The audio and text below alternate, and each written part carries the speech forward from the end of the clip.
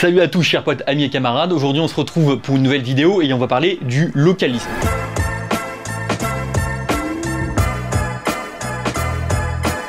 Alors qu'est-ce que c'est que le localisme? C'est cette idée que la politique irait mieux si tout était fait dans un petit village, dans un petit local, dans un petit endroit. Souvent on est en soirée, on t'explique que tout va mal, que le monde va mal, que on ferait mieux de vivre dans un petit village, avec son jardin bio et en permaculture si possible, en autoproduction évidemment. Et puis à un moment dans la soirée, t'as l'intellectuel qui arrive et qui dit oui d'ailleurs, comme le dit Bouchkine, il faut faire du municipalisme libertaire, qu'on vive tout dans des villages et tout irait bien dans le meilleur des mondes. Alors on va prendre 5 minutes dans cette vidéo pour tenter d'expliquer pourquoi ça ne fonctionne pas vraiment et que ça peut pas aller aussi loin qu'on voudrait que ça aille. Pour ça, on va prendre un petit exemple. On va prendre Jean-Michel. Jean-Michel, on va dire que c'est un petit garçon qui habite dans un fameux village autogéré en permaculture et qui a un problème. Un jour, un arbre lui tombe sur le pied et il se casse le pied. Qu'est-ce qu'on fait dans ces moments-là quand on est dans un village autogéré et en permaculture? Eh ben, on va devoir aller à l'hôpital parce que évidemment, dans le village autogéré, il n'y a pas de médecin spécialiste du pied de l'enfant. Et donc là, premier problème, comment on fait pour être sûr qu'il y ait des gens qui ont des spécialités, qui ont des métiers différents, avec des spécialités différentes dans votre petit village?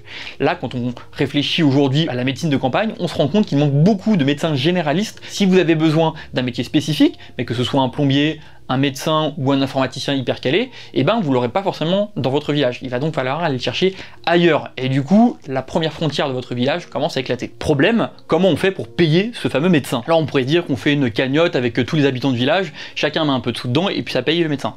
Sauf qu'en fait c'est un peu plus compliqué. Pour pouvoir soigner les gens, en France on a un truc incroyable qui s'appelle la sécurité sociale. Et donc ça c'est l'État qui automatiquement prélève l'impôt auprès de 6 millions de Français, qui va le mettre dans une grande caisse et qui va le redistribuer avec des règles très claires et très simples sur qui peut avoir quoi comme argent en fonction de telle maladie. Ces règles, elles permettent de fluidifier effectivement toute cette distribution d'argent. Vous êtes un petit village, et ben il faut des fonctionnaires, il faut des lois spécialement pour ça, et puis vous allez avoir un deuxième problème, c'est-à-dire que les médecins, il faut les payer à un certain tarif, et les médicaments, il faut les acheter à un autre tarif. Si vous êtes un tout petit village, avec 3 habitants, vous n'allez pas pouvoir faire pression que ce soit sur les médecins ou sur les médicaments, pour pouvoir négocier les prix. Et donc vous allez payer très cher les médicaments et vous serez à la Bercy des médecins et du tarif des médecins. Jean-Michel il arrive et il trouve enfin un médecin qui est spécialiste chamanique de la jambe gauche de l'université du bricolage et d'artisanat de Trifouilly-les-Oies. Un médecin dont on n'a pas hyper confiance. L'État, elle a un intérêt, et l'État-nation a un intérêt, c'est de pouvoir mettre en place des normes. Là, on parle bien sûr des diplômes. Un diplôme national a plus d'intérêt et a plus de valeur, entre guillemets, qu'un petit diplôme local. Mais ces normes, on va les retrouver dans plein de trucs. Dans l'alimentaire, on peut pas vendre à manger n'importe quoi à n'importe qui. Dans le bâtiment, on peut pas laisser des gens construire n'importe quoi avec n'importe quel béton. Et dans plein de domaines de la vie, il y a des normes qui permettent de régulariser et surtout d'assurer la sécurité physique des gens. Autre problème, le pauvre petit Jean-Michel, il va devoir acheter des médicaments qui ne sont pas produits dans son village. Il va devoir l'acheter dans le village d'à côté, et le problème, le village d'à côté, on est en guerre avec lui. Comment faire? Et ben c'est toute la question des relations internationales. En France, on n'a pas de pétrole, et il y a plein de métaux qu'on n'a pas. Il y a une foultitude de produits qu'on n'est pas capable de produire sur le territoire. On est donc obligé de commercer avec d'autres pays pour pouvoir acheter tout ce dont on a besoin. Et c'est l'essence même des relations internationales. C'est des rapports de force qui sont difficiles et qu'il faut mettre en place, négocier, et de temps en temps faire la guerre pour pouvoir réussir à avoir un peuple qui survit avec ce qu'il a. Alors il y a bien sûr des pays qui réussissent à vivre sans relations internationales. On peut penser par exemple à l'Iran, à Cuba ou au Venezuela, qui vivent sous embargo américain et qui ont énormément de mal pour faire du commerce. Mais déjà, c'est des États, donc il arrive un peu plus à survivre quand on a un État avec un grand territoire que quand on est un village. La mère du petit Jean-Michel revient en assemblée et demande de faire la guerre au village d'à côté pour pouvoir récupérer le médicament pour son fils. Problème, l'assemblée ne veut pas. Les gens se disputent et c'est le drame. Et en fait, c'est un des principaux arguments qu'on peut opposer contre le localisme.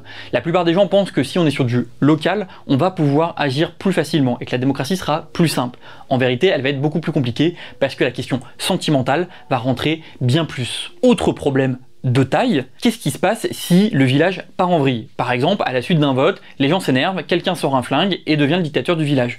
Comment on fait? Et ben en France, quand on a un État normal et bien construit, on peut envoyer des juges pour virer le mec, et si le mec part en vrille, on peut envoyer la police ou l'armée pour réguler et faire respecter une sorte de droit, une sorte de normalité sur tout le territoire. Si votre village il est parfaitement autonome, et ben vous ne pouvez pas. Et celui qui a les armes a plus de pouvoir que celui qui n'en a pas. La question du localisme, elle existe depuis très longtemps, en vrai. Sans parler de Voltaire et de son « il faut cultiver ton jardin », on a beaucoup pensé le local à l'époque du mouvement altermondialiste. Rappelez-vous, dans les années 90, on sort des années 80 et de la mondialisation à la Thatcher, l'économie se mondialise, il y a la création de l'OMC qui commence à arriver et les gens se posent beaucoup de questions. Pire que ça, les gens se découragent. Et vient la formule un peu magique, agir local, penser global. Psychologiquement, le localisme nous donne l'illusion d'une maîtrise possible, d'un pouvoir réel et actionnable, direct. La réalité, elle est toute différente. Si on n'agit pas au niveau international, l'international s'occupe de nous. La réalité crue, c'est que on vit tous sur la même planète. La pollution qui se passe en Chine, elle touche nos enfants en France. Les élections au Botswana, elles ont de l'impact sur ce qui se passe au Venezuela, etc., etc. Alors il y a deux problèmes avec ça. Un, c'est complexe et c'est difficile d'aller comprendre ce qui se passe à l'autre bout de la planète. Deux, c'est qu'effectivement on a l'impression d'être inutile, d'être sans possibilité, sans voix. Pourtant, on peut faire quelques petits trucs. Il n'y a pas grand chose, on peut déjà lire, réfléchir, se cultiver, et oui ça prend du temps, et oui c'est compliqué, mais il faut quand même le faire. Et puis il y a un dernier truc qu'on peut faire, et on va terminer là-dessus, on peut aller voter. Cette année, en 2022, il va y avoir les élections présidentielles, c'est un petit truc qu'on peut faire, ça prend 10 minutes, et ça peut avoir de l'impact jusqu'à l'autre bout de la planète. Salut à tous chers potes, amis et camarades, j'espère que cette vidéo vous a plu, n'hésitez pas à la partager sur les réseaux sociaux, et à me faire vos retours en commentaire.